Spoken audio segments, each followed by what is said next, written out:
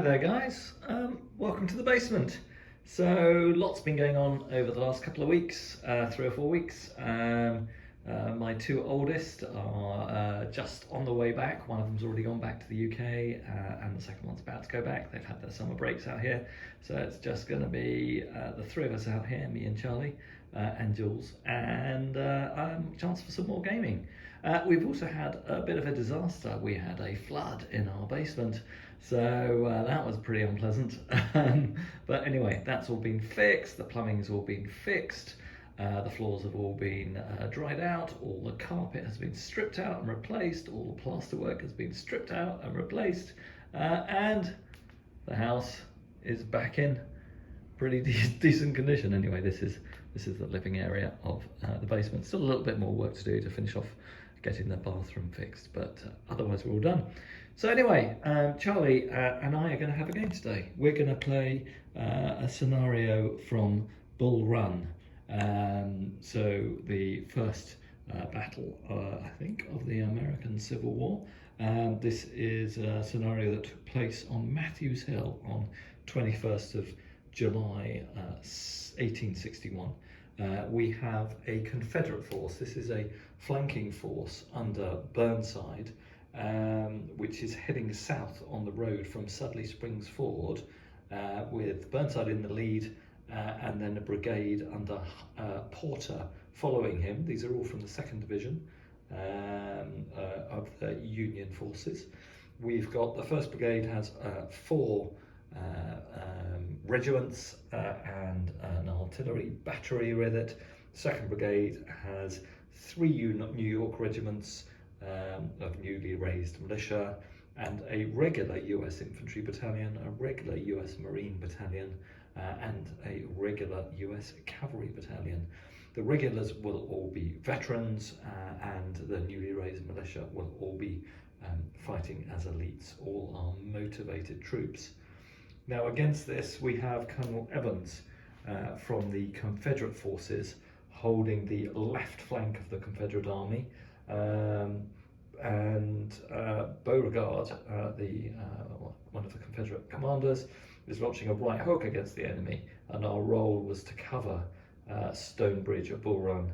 However, pickets have reported major enemy troop movements to the left rear, and on our own initiative we've left the bridge and we've deployed the first element of Evans's Demi Brigade to try and fend off this Confederate, this Unionist push, and B and Barlow's Brigade are hurrying up in our support. The Louisiana Volunteers, we're going to play as that Confederate unit with a majority of red shirts. They are veterans. All other Confederate troops in this game will be regulars. Confederates also have 1 battery with each with the Evans's Demi Brigade, and 1 further battery coming up with B's and Barlow's Brigade. They come on as reserves, and they come on successful dice roll. The Union reinforcements are all stacked up in the rear off table and will come on automatically once space is available for them. So the Unionists have initiative, so they will take the first turn, and we'll be back with me and Charlie fighting out our first 28mm American Civil War game. And as you can see, we've got our 3 tables down on the basement. So if you're interested how big this table is, it's 6 foot wide by 9 foot long, and the mats are all from Cigar Box Battles here in the US. A bit expensive to ship back to the UK, and you have to take VAT, or at least take the risk of VAT when these parcels come back into the UK. But now we're living here in the States, we're buying a few more, taking the opportunity of saving on the shipping and the postage. So I expect to have a few more of these when I return in a couple of years' time. Anyway, I hope you enjoy the game, and we'll be back and see how it unfolds. Okay, so here's Charlie, ready for our first game in the basement. You feeling confident, Charlie? Okay, let's see. So we'll roll for initiative. Charlie, you have 2 brigades. I'm giving you a bonus dice, so you've got three dice for activations in this game. Confederates have 1 Demi Brigade and 2 further brigades, so we will also take 3 dice. So we've both got the same amount of activations. 2 of mine are off table though, so I need 5 or 6s to activate those. So neither of those activate, but my brigade on table gets an ADC. So what about you, Charlie? Any ADCs? Look. You've just got no ADCs? All 2s. All 2s. Charlie has no ADCs this turn, so his army is going to be... Well, I suppose, no, you still get a chance to activate, don't you? So we'll see what we do. I've only got 1, so I'll roll for activation. My brigade is active. Charlie, you roll for activation? Hesitant. So first brigade is hesitant. You've got following up brigade as well, so you can roll for that one. Active. So you can bring that brigade onto the table, but the forward brigade can't move any further forward. All right, let's roll for initiative. So you're on -1, Charlie. We get a 10. You get initiative. All right, so the Confederates have initiative. They get to move first. All right, so with Charlie's brigade being hesitant, he's deployed a couple of the forward battalions into line, and we're starting to see the New York militia arrive. The Confederates haven't moved. They will be opening up with their artillery.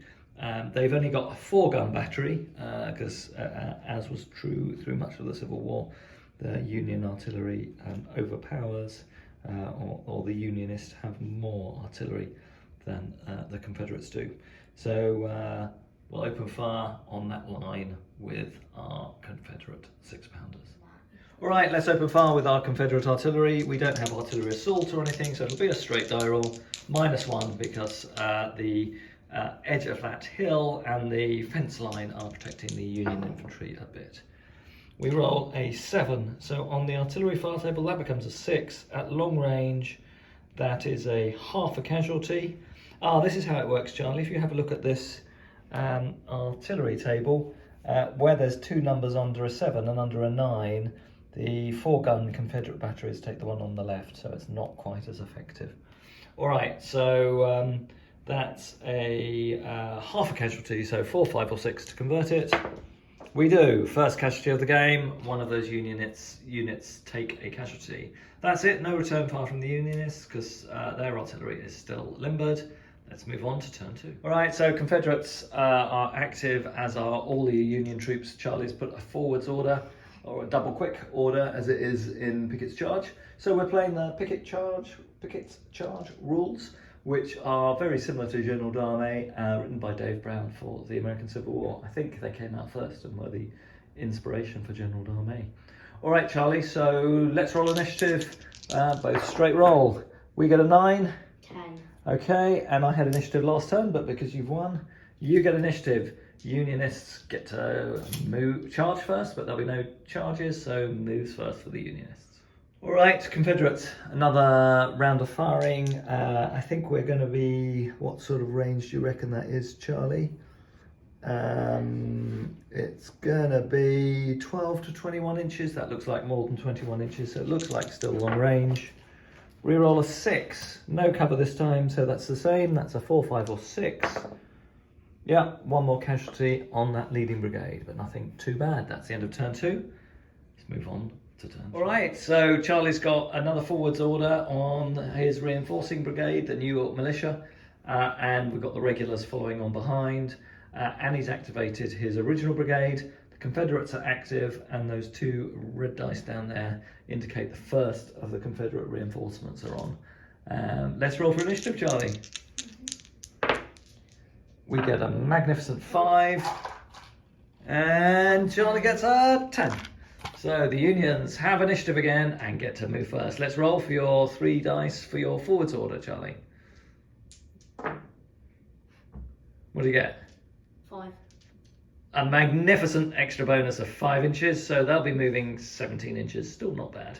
And we'll get on with movement in turn 3. All right, so here we are. Charlie's just done his formation tests, and all his units that crossed obstacles this turn have remained in formation, so none of them have gone unformed.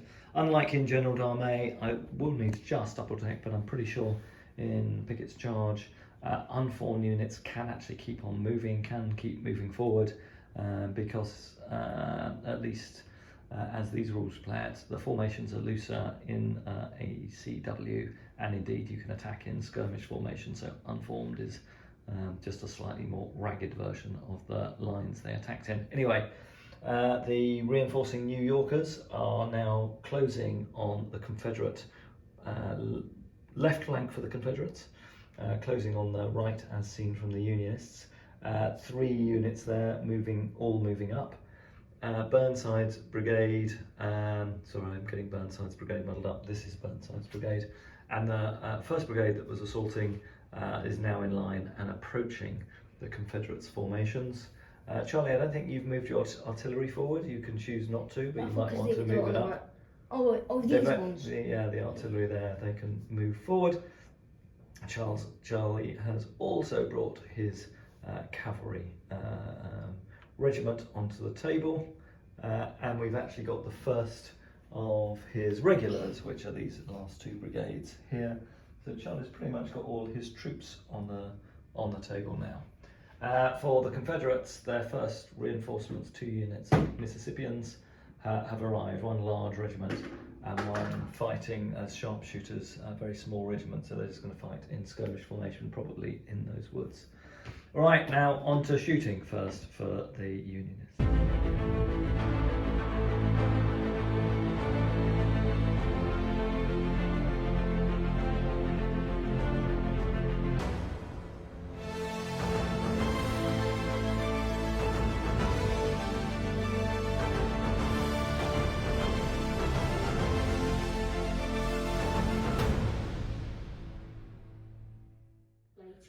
No, they're invented here. All right, okay, so we're in turn 4 now. No firing for any of the muskets. The scenario didn't give specific details as to whether they had rifled or smooth bore muskets. We're going to assume, as this was Bull Run right at the beginning of the campaign, everyone's got smooth bores. Do let us know in the comments if we're wrong on that. All right, okay, so this is going to be the Confederate, I nearly said Prussian there, Charlie. The Confederate artillery opening up at effective range. They might have bounced through. Just want to check whether there's bounced through at 6 inches onto the 2nd Regiment, Charlie. 6 inches it will be. A double 1, a fatigue casualty. So bounce through was just roll for bounce through. There may be a bounce through casualty. We'll check that range. If bounce through 6 inches, it will be. All right, here we are at the end of turn 4. Is that right, Charlie, or turn 5? Turn 4. All right, so Charlie's reinforcing New York militia and regulars have moved forward. They've done 3 advanced or double quick orders in a row. We need to make sure the 2 brigades don't get too confused. This regiment here in the centre and those 3 are part of Porter's initial brigade, and then these regiments down here, including that regiment of regulars, that regiment of regulars, and the cavalry regulars are part of Burnside's brigade. So all of those moving up. We're now in musketry dueling range as the Confederate lines continue to try and resist this huge wave of outflanking Federal forces. They really need some more reinforcements on. We've got some Confederate reinforcements now, skirmishers in the woods up here, and the other Mississippians are moving up, trying to get up to that tree line. All right, firing. Charlie, first for you. You've got your brigade that's moved forward. They can do a volley if you want to. Can I get a fire discipline? Yeah, Actually, they're gonna have to hold to get infantry assault and regroup. Yeah. So that's fine. All right, well, hang on, we'll just check. All right, so that advancing Union regiment has opened fire. It's a large regiment, so that helped it. It got 2 extra combat dice as a result of that. It fired. Charlie rolled what number did you get, Charlie? 8. They lost 2 for being for moving up this turn, and they lost another 1 because the Confederates are in cover. But that still caused 1 casualty, and actually it's 2 because of the combat dice. So first 2 casualties on the Confederates. They're only 5 bases strong, so they are a normal regiment. They will fire back. They get no modifiers for being large. They didn't move. They're not veterans or anything like that, so this will be a standard volley. Let's see what they get. They also get a 5. That'll be 1 casualty on that Union regiment that's advancing towards them. We will then also open up with the guns against them. You might not be able to because they are hesitant. I am, so I might have to fast straight forward. All right, we'll go at the regiment that's at effective range, that's straight ahead. We get an 8 for an artillery dice at effective range. Is 2 casualties. Yeah, 2 casualties on that second regiment. So not enough to slow this assault down yet, and we'll move on to the next turn. All right, so here we are at the end of this turn. So Porter's brigade over there went hesitant, but it's taken the opportunity to deploy all those regiments into line. They were looking for infantry assault this turn to try and assault the right flank of the Confederate position. Over here, Burnside's brigade is again pushing forward really fast. They know they've got to try and do this flanking movement before the Confederate reserves arrive on the table en masse. A couple of the Burnside regiments have gone unformed as they pile through the hedges. They've got a choice either to stop and reform or just keep driving forward. The regulars are bringing up the rear. Charlie's deploying one of his artillery batteries over there with a view to going onto that hill. And this battery is looking to come through the gap in the hedges down there, and we'll see where it deploys after that. For the Confederates, their right flank hasn't moved at all. The Mississippians are nearly up at the fence line here, and their skirmishers come out of the woods and have already moved up to the fence line. But I don't think those skirmishers will be enough to stop a determined push by all of these Union troops. Let's see how we go as we do firing. Charlie, you've got initiative again, haven't you? Yeah, so you but fire I only first. have- I only have one. Right, Charlie, you're firing with those Unionists. They haven't moved this turn, so it'll simply be -1, a 9, and you get 2 fire dice as well. Yeah, remember? So that'll be an 8. Just remember Yeah, that. 8. Yeah, and 1 more casualty. So an 8 is 2 volleys. And what's called a see the elephant test in this game, but the same as a discipline test in General Darnay, because they've taken 2 casualties. So that's 3 casualties on them this turn. That takes them up to 5. So this will be a test at -1. Oh my God, that's a 3 down to a 2. That right-hand brigade of Confederates break under the first serious volley of the game. Right, so the Confederates fire back. They've rolled an 8. For enough artillery fire, still at effective range, is 2 more casualties on that advancing Union unit. I think this central battalion will be out of range, and then we might get some shots on the skirmishers, although it looks like the Unionists are on the other side of the brow of that hill, so probably no target. All right, some pretty important dice rolls this turn. Charlie got 2 ADCs. He put infantry assault on this brigade over here on the left, and that has indeed come off. And he's been successful in rolling activation on his big Burnside's brigade. So Burnside and Porter both active, Porter doing an infantry assault, and Burnside able to decide whether to reform or continue pressuring the Confederate line. For the Confederates, we do have 2 ADCs and 1 failed ADC roll. We're going to use those 2 ADCs to try and bring some more reserves on, because gosh, we need them. Let's roll for their activation on camera. We get a 5, so we do get the reserves, and then rolling for the activation of the brigades on the table. No re-rolls. The right-hand brigade is hesitant, so this unit that's retreating stays unformed and in retreat, and then the Mississippians go active, so they can move. So the Confederates are -1 on their dice roll. They get a 5, that goes down to a 4, and then we'll come back and roll the initiative for the Union. Right, I'm briefly playing both sides. Charlie's gone to eat cheesecake. You can't get in the way of a 13-year-old's cheesecake ambition. And he gets a 4. So that's a draw, because the Confederates were on -1, and the Unionists, unfortunately for the Confederates, had initiative last turn, which means they keep it. They get to decide what to do first. All right, so Charlie's just rolled a double 12, but we haven't worked out the modifiers yet. This is this Union brigade firing against the Confederate guns. So they did move, so that's a -2 modifier. Yeah. They are firing at a deployed battery, so that's -2, so he's on -4. There is no cover for the guns because the Unionists have moved up to the fence line. And you get 2 casualty dice because you are a large regiment. So you cause another casualty. Okay, why is it bad that they're in a battery formed? Because they're like skirmishers. because they're seeking cover and dodging behind the guns and stuff. So that's -4. You rolled a 12, so you will get a destiny test or whatever the equivalent is in this game. And it's a lock volley at effective range, so that goes down to an 8. So that's 2 more casualties on the guns, so they're up to 4 casualties now. And did you get one with the... Yes. 5, so it's up to 5 casualties now. And a test. They roll a 5, that goes down to a 4 because of their casualties. So on a C, the elephant test, regulars are whipped. So they are also retreating like the other regular regiment we had here. And then now for your serendipity test, roll 2d6. You get a 9. On a 9... That's some recover.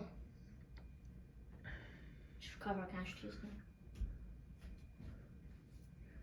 +2 combat dice to a round of battery fire.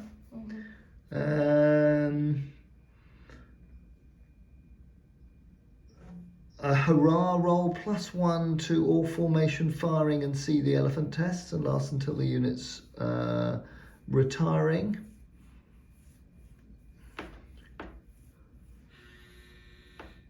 Yeah, that's it. Or they become a superior regiment, whatever that might mean. So maybe they get one. Perhaps they become a veteran regiment.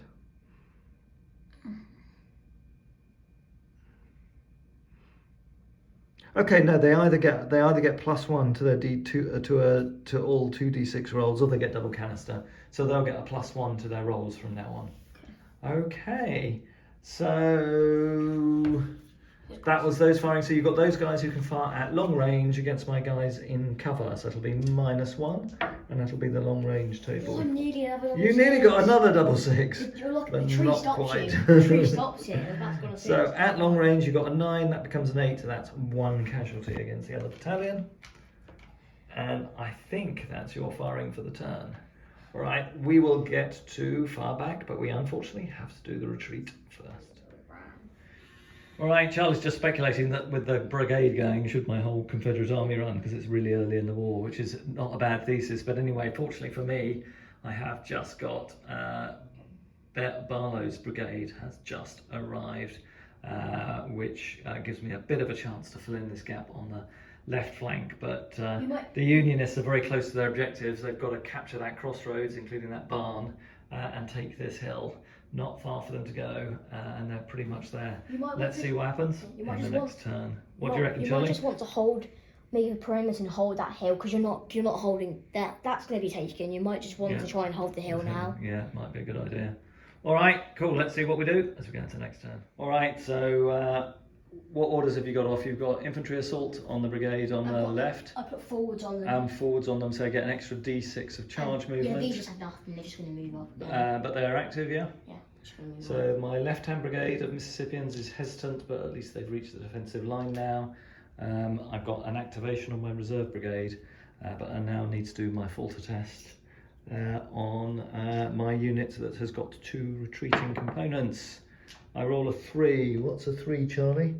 On a regular unit, it's withdraw. I think we will try and re-roll that. We need to try and hold. A 6. Really, really lucky. So we obey orders. So we have 2 active brigades on the right flank, but they are both, well, they are unformed, but in this rules, I think they can move forward.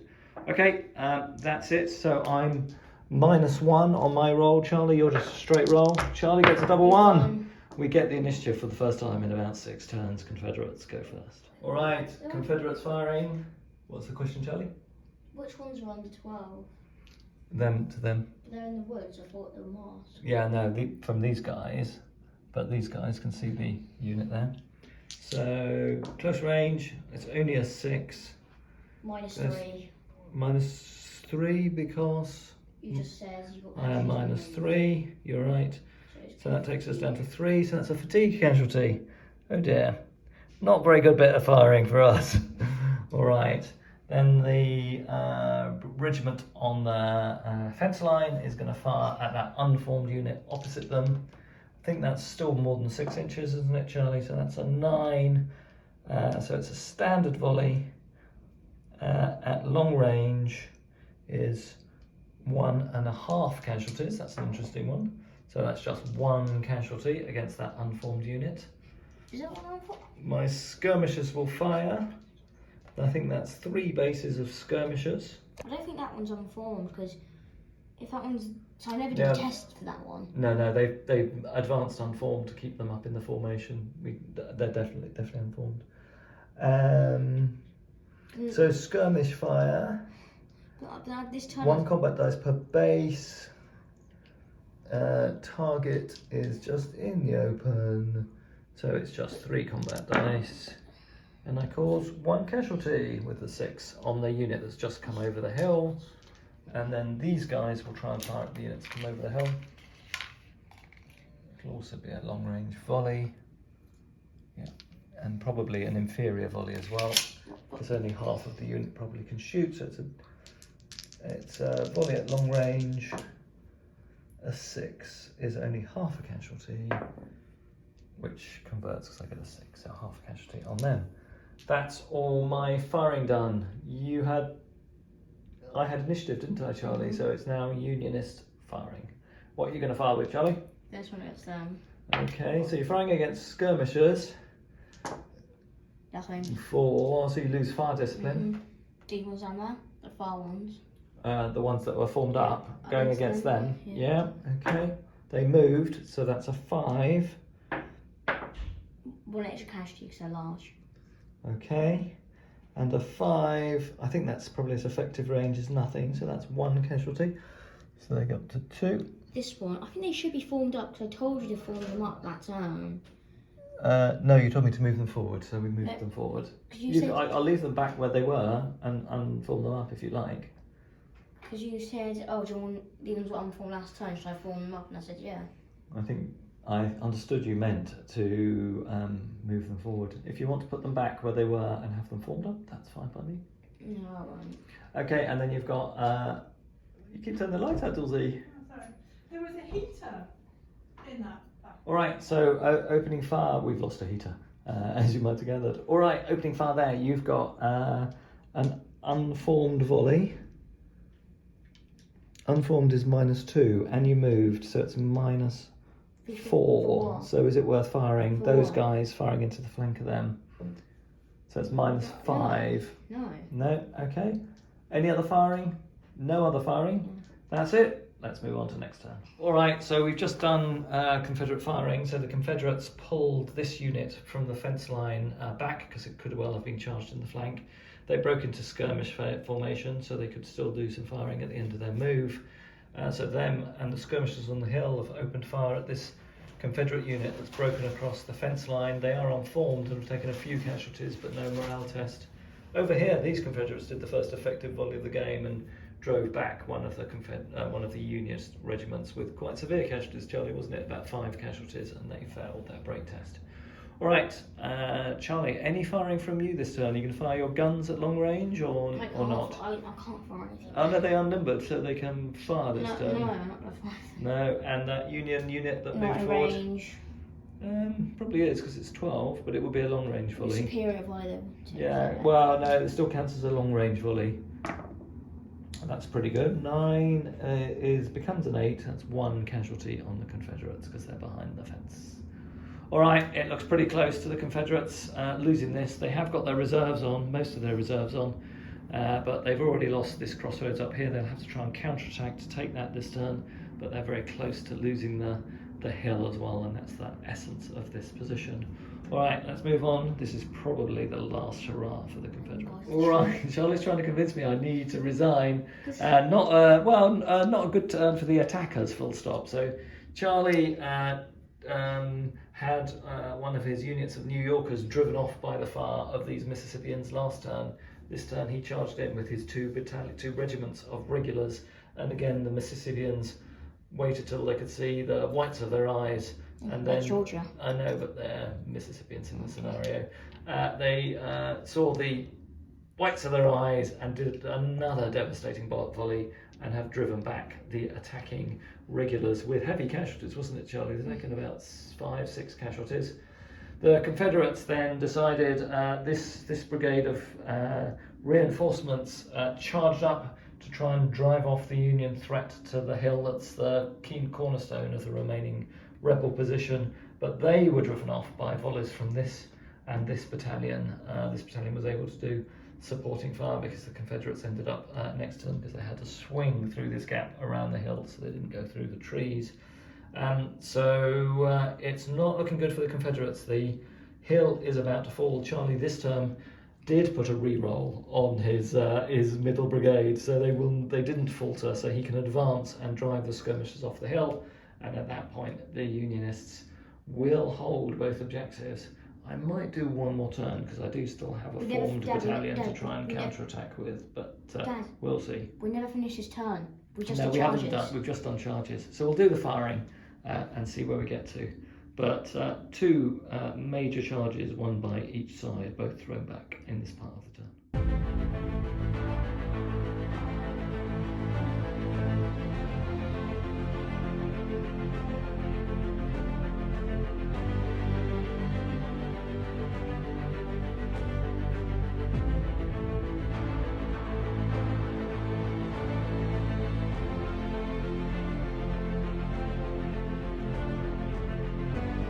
Here we are at the end of the game. I have conceded. Charlie has completed his last manoeuvres. He squarely holds this crossroads. He's got 4 regiments deployed around the crossroads.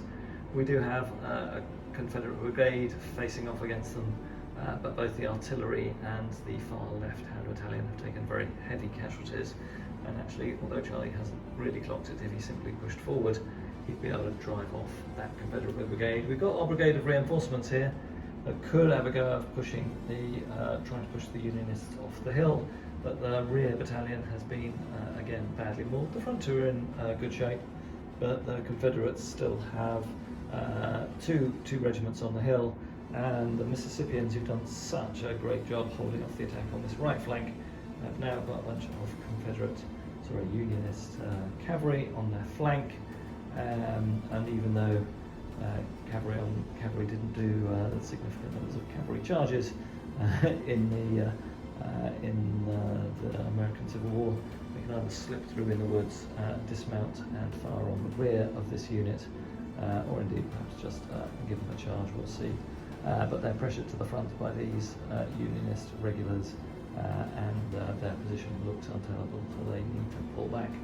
So on that basis, with the Unionists holding both, we're declaring Charlie the winner and the end of our first game of American Civil War.